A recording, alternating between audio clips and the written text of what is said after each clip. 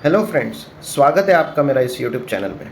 आज का हमारा टॉपिक है एसआईपी सिस्टमैटिक इन्वेस्टमेंट प्लान। तो आइए देखते हैं एसआईपी क्या होता है और उसके बेनिफिट्स क्या क्या होते हैं। हम कोशिश करेंगे इस वीडियो को हम डिटेल में बना सकें ताकि आपको एसआईपी के सारे बेनिफिट्स अच्छे से समझ में आ जाए। इसके बेनिफिट्स समझना इसीलिए बहुत ज़्यादा ज़रूरी है क्योंकि अभी हर महीने करीबन 20,000 करोड़ का एसआईपी का इन्फ्लो आता है। हर महीने बाजार में 20,000 करोड़ एसआईपी के थ्रू आते हैं, तो इसको समझना बहुत ज़्यादा इम्पॉर्टेंट है। तो आइए देखते हैं एक एक करके। एसआईपी सबसे पहले होता क्या है? So basically systematic investment plan is a tool that allows you to invest in mutual funds. Mutual funds में इन्वेस्ट करने का एक ये टूल है जिससे हम हर महीने एक स्पेसिफिक अमाउंट एक स्पेसिफिक डेट को इन्वेस्ट करते हैं। जैसे से फॉर एग्जांपल आपने डिसाइड किया कि आप हर महीने 5,000 रुपये एसआईपी के थ्रू म्यूचुअल फंड में इन्वेस्ट करना चाहते हैं, तो हर महीने 5,000 रुपये आपके अकाउंट से ऑटोमेटिकली डेबिट होंगे। किस दिन डेबिट होंगे? जो डेट आप चूज़ करेंगे। से आपने 10 तारीख महीने की चुनी, तो हर महीने की 10 तारीख को 5,000 रुपये आपके अकाउंट से ऑटोमेटिकली डिडक्ट होंगे और आपने जो म्यूचुअल फंड सिलेक्ट किया है उसमें वो इन्वेस्ट हो जाएंगे। तो ये एक बहुत ही बढ़िया तरीका है इन्वेस्ट करने का, और ये हम इसमें सिस्टमैटिकली इन्वेस्ट करते हैं, इसलिए इसको बोलते हैं हम सिस्टमैटिक इन्वेस्टमेंट प्लान। तो आइए देखते हैं सिस्टमैटिक इन्वेस्टमेंट प्लान के ओवरऑल बेनिफिट्स क्या क्या होते हैं। तो सिस्टमैटिक इन्वेस्टमेंट प्लान का सबसे पहला बेनिफिट है डिसिप्लिन्ड इन्वेस्टिंग। डिसिप्लिन इन्वेस्टिंग क्यों? क्योंकि यहाँ पे हम रेगुलरली इन्वेस्ट करते हैं, तो इससे हमारे अंदर एक फिनेंशियल डिसिप्लिन आता है कि हम हर महीना कुछ भी हो जाए हम लोग उतना एक फिक्स्ड अमाउंट जो भी है हमारी रेगुलर अमाउंट उतना हम इन्वेस्ट करेंगे। तो इससे क्या होता है, हमको मार्केट को टाइम करने की ज़रूरत नहीं पड़ती कि किस दिन इन्वेस्ट करें या क्या करें। एक फिक्स डेट है और उस दिन हम इसको इन्वेस्ट कर देते हैं, तो ये एक कंसिस्टेंसी भी हमारे इन्वेस्टमेंट में लेके आता है। दूसरा, एक ये ऑटोमेटेड प्रोसेस है। एक बार आपने सारी एसआईपी सेट कर दी, बैंक मैंडेट रजिस्टर कर दिया, तो आपको सिंपली कुछ भी नहीं करना है। फिर तो आपको बैलेंस आपके अकाउंट में मेंटेन करना है बैंक अकाउंट में, तो आपके बैंक अकाउंट से पैसा ऑटोमेटिकली डिडक्ट होता है और इन्वेस्टमेंट हो जाती है। तो ये बहुत ही एक हैसल फ्री तरीका है इन्वेस्टमेंट करने का।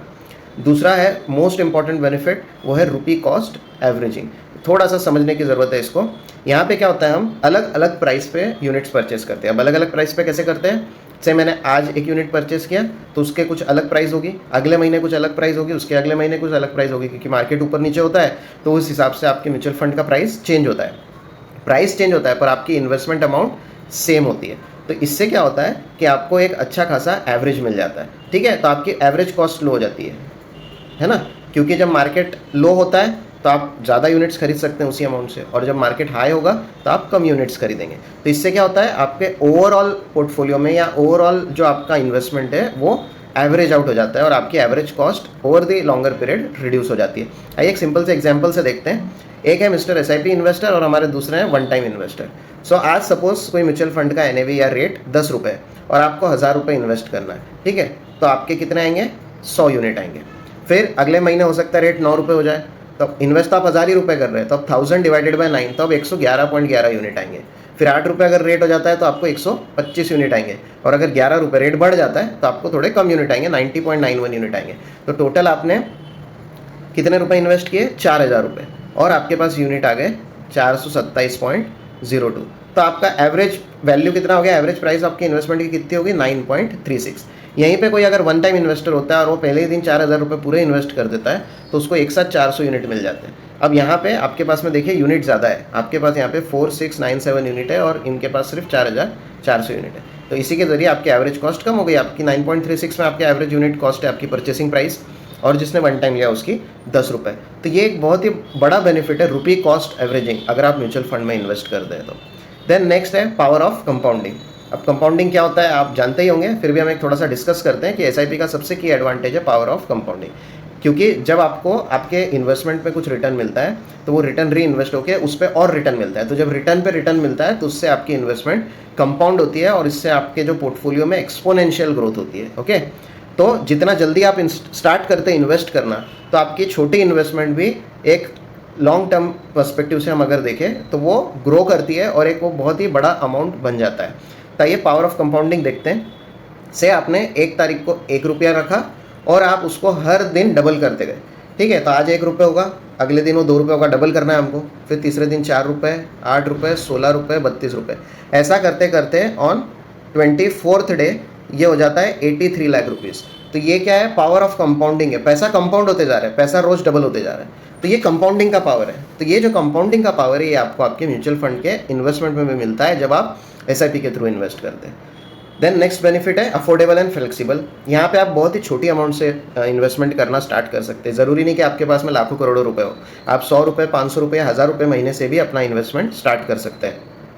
और काफ़ी फ्लेक्सिबिलिटी है, एसआईपी को आप टॉपअप कर सकते हैं, फ्लेक्सिबल एसआईपीज होती है, एसआईपी को बीच में रोक सकते हैं, ठीक है। तो बहुत सारे फ्लेक्सिबल ऑप्शंस है एसआईपी के साथ, तो कोई प्रॉब्लम नहीं है, आप आपके फिनेंशियल सिचुएशन के हिसाब से अपना फ्लेक्सिबिलिटी चूज़ कर सकते हैं।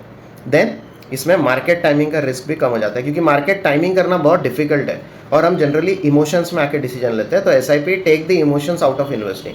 तो जो पैनिक हो जाता है मार्केट क्रैश में या जब बुल रन होता है, तो जो यूफोरिया होता है उससे एसआईपी हमको बचा लेती है, क्योंकि हम रेगुलरली इन्वेस्ट कर रहे हैं, हमको फ़र्क ही नहीं पड़ता मार्केट गिरे या बढ़े, हमको तो हर महीने एक अमाउंट इन्वेस्ट करना है, मतलब करना है। और ये मार्केट साइकिल्स, जो डिफरेंट मार्केट साइकिल्स होती है, जब मार्केट हाई होता है, लो होता है, तो अलग अलग टाइप के मार्केट साइकिल्स में इन्वेस्ट कराता है, तो जिससे आप कोई पोटेंशियल जो अपस्विंग है उसको मिस ना करो। Then goal based investing, next benefit, इसमें क्या है, आप आपके एसआईपी को किसी आपके फिनेंशियल गोल के साथ लिंक कर सकते हो, अलाइन कर सकते हो। जैसे आपका फिनेंशियल गोल है एक घर खरीदना, तो आप आपका जो फ्यूचर गोल है बाइंग अ हाउस, उसके साथ उसके लिए आप एक अलग एसआईपी शुरू कर सकते हो, आपके बच्चों के एजुकेशन के लिए आप एक अलग एसआईपी शुरू कर सकते हो, अपने रिटायरमेंट प्लानिंग के लिए आप एक अलग एसआईपी शुरू कर सकते हो। मतलब आप आपके फिनेंशियल गोल के हिसाब से आपके एसआईपी को टेलर्ड फिट कर सकते हो, ठीक है, आपके हिसाब से उसको एडजस्ट कर सकते हो। और टाइम हराइजन आप सिलेक्ट कर सकते हो, उससे मेरे को घर 10 साल बाद खरीदना है, रिटायर 30 साल बाद होना है, बच्चों का एजुकेशन 15 साल बाद मेरे को बड़ा खर्चा लगने वाला है, तो आप उस हिसाब से अपने इन्वेस्टमेंट को डिवाइड कर सकते हो। जो आपके लॉन्ग टर्म गोल है उसके लिए आप इक्विटी म्यूचुअल फंड चूज़ कर सकते हैं, शॉर्ट टर्म गोल्स के लिए डेट या बैलेंस फंड को चूज़ किया जा सकता है। अब इसमें मार्केट एक्सपर्ट होने की भी ज़रूरत नहीं है, ठीक है, बिकॉज यहाँ पे आपको मार्केट को टाइम ही नहीं करना है, आपको कोई भी इसमें ज़्यादा एफर्ट्स लेने की ज़रूरत नहीं है। इसीलिए ये बहुत ही सिंपल और इफेक्टिव वे है, क्योंकि यहाँ पे क्या होता है, एसआईपी का जो आपका पैसा होता है, इसको एक प्रोफेशनल फंड मैनेजर आपके पैसे को इन्वेस्ट करता है, जो इस चीज़ में ऑलरेडी एक्सपर्ट होता है। तो जो मार्केट एक्सपर्टीज का काम है वो फंड मैनेजर कर लेता है, तो आपको मार्केट में एक्सपर्ट होने की ज़रूरत नहीं है। तो बिना मार्केट में एक्सपर्ट हुए आप मार्केट के रिटर्न्स इंजॉय कर सकते हैं। देन लिक्विडिटी, ये बहुत इंपॉर्टेंट पॉइंट है कि एसआईपी अगर आप ओपन एंडेड म्यूचुअल फंड्स में करते हैं तो आप इसको कभी भी रिडीम कर सकते हैं और 2 दिन बाद आपका पैसा आपके अकाउंट में आ जाता है। तो इतना लिक्विड इन्वेस्टमेंट कोई भी एसेट क्लास इतने रिटर्न्स वाला नहीं देता है। पार्शियल विड्रॉल्स आप कर सकते हैं। देखिए पार्शियल विड्रॉल्स भी बहुत इंपॉर्टेंट है। जैसे मेरे पास मेरा कॉर्पस अगर 50 लाख का बन चुका है और मेरे को उसमें से 5 ही लाख की ज़रूरत है, तो मैं सिर्फ 5 लाख निकाल सकता हूँ, मेरे 45 लाख ग्रो होते रहेंगे। ये दूसरे इन्वेस्टमेंट ऑप्शन जैसे रियल स्टेट या ऐसे कोई ऑप्शन है, इसमें ये ऑप्शन नहीं है ना, ये फैसिलिटी नहीं होती कि मेरा प्लॉट 50 लाख का है, मुझे 5 लाख चाहिए, तो मैं प्लॉट का टुकड़ा नहीं बेच सकता हूँ, मुझे जनरली पूरा प्लॉट बेचना होता है, ठीक है। देन टैक्स बेनिफिट्स, अगर आप ELSS equity link saving scheme वाले म्यूचुअल फंड में इन्वेस्ट करते हैं तो यहाँ पे आपको सेक्शन 80C के अंदर टैक्स बेनिफिट मिलता है अप टू ₹1.5 लाख, ठीक है। इसका लॉक इन पीरियड 3 साल का होता है, 3 साल तक आप इसको बेच नहीं सकते। दूसरा लॉन्ग टर्म कैपिटल गेन में बेनिफिट होता है कि आपको 1.25 लाख रुपए तक जो आपका प्रॉफिट होता है वो टैक्स एग्जेम्प्ट है या टैक्स फ्री है भारत देश में। तो 1.25 लाख तक का जो प्रॉफिट है उस पर आपको टैक्स भी नहीं भरना है। और अगर लॉन्ग टर्म कैपिटल गेन होता है इक्विटी म्यूचुअल फंड में तो आपको केवल 12.5% टैक्स भरना है। भले ही आपका स्लैब रेट 30% हो या 20% हो, जो भी हो, इस पर आपको केवल 12.5% का टैक्स भरना है। देन डाइवर्सिफिकेशन ये अलाउ करता है, मतलब आप variety of asset class choose कर सकते हैं म्यूचुअल फंड को। जब म्यूचुअल फंड में मनी पूल होता है तो वो स्टॉक्स में भी डाल सकते हैं आप, म्यूचुअल फंड में बॉन्ड्स में डाल सकते हैं, अदर सिक्योरिटीज़ लाइक गोल्ड, और उसमें भी आप लोग इन्वेस्ट कर सकते हैं। तो इससे रिस्क कम हो गया। दूसरा, आप सेक्टर वाइज डाइवर्सिफिकेशन भी कर सकते हैं या मार्केट कैप वाइज डाइवर्सिफिकेशन कर सकते हैं। से आप कुछ पैसा ऑटो सेक्टर में डाल सकते हैं, कुछ फार्मा में डाल सकते हैं, इस तरीके से आप डाइवर्सिफाई कर सकते हैं। या फिर large, mid cap, small cap, अलग अलग फंड्स हैं जो लार्ज कैप में इन्वेस्ट करते हैं, मिड कैप में, स्मॉल कैप में। तो इस प्रकार से आप आपके फंड्स को डाइवर्सिफाई कर सकते हैं और डाइवर्सिफिकेशन करने से रिस्क फर्दर मिनिमाइज हो जाता है। Then this is one of the most ideal investment for long term wealth creation. तो अगर आपको 12 साल, 15 साल, 20 साल के लिए अगर आप इन्वेस्ट करते हैं तो SIP सबसे हाई ग्रोथ वाली एसेट क्लास है। और म्यूचुअल फंड में थ्रू SIP आप एक छोटी अमाउंट इन्वेस्ट करके भी बहुत बड़ा पैसा बना सकते हैं। तो आइए देखते हैं एक SIP कैलकुलेटर के ज़रिए कि ये आपको कैसे बेनिफिट दिला सकता है। से आप यहाँ पे इन्वेस्ट करते हैं,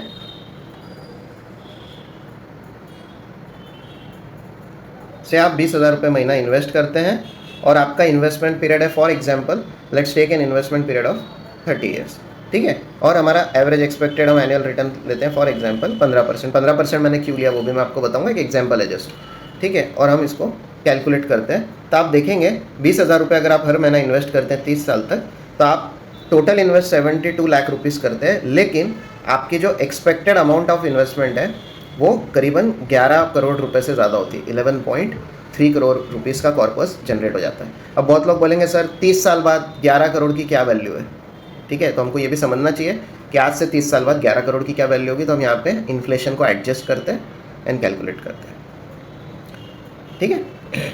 तो फ्यूचर वैल्यू उस 11 करोड़ की मतलब करीबन आज के 3.5 करोड़ रुपए होते हैं।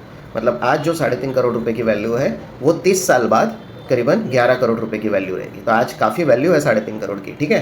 तो आप जो 3.5 करोड़ से आज इंजॉय कर सकते हैं वही आप इंजॉयमेंट 30 साल बाद इस 3.5 करोड़ रुपए से कर सकते हैं, या इस 11 करोड़ से कर सकते हैं, बट उसकी वैल्यू 3.5 करोड़ के बराबर होगी, ठीक है। तो ये भी समझना बहुत ज़्यादा इंपॉर्टेंट है, ठीक है। तो एसआईपी कैलकुलेटर के थ्रू हमने कैलकुलेशन करके भी देखा कि किस तरीके से एसआईपी के थ्रू एक लॉन्ग टर्म वेल्थ क्रिएट की जा सकती है।